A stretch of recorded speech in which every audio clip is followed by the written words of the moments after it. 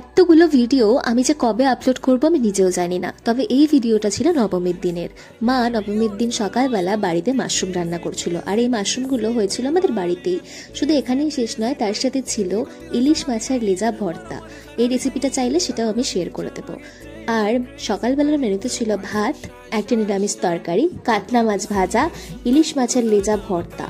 আর দুপুরের মেনুতে ছিল লাল লাল ঝাল ঝাল শো স্টপার মাটন কষা, তার সাথে ভাত, লঙ্কা এবং স্যালাড। আমরা বিকালের দিকে আমাদের লোকালে একটু মেলায় ঘুরতে বেরিয়েছিলাম।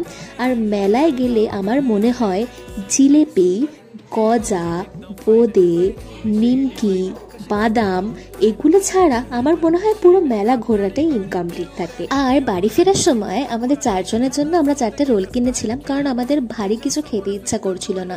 আর সত্যি কথা বলতে রোলগুলো একটুও ভালো ছিল না।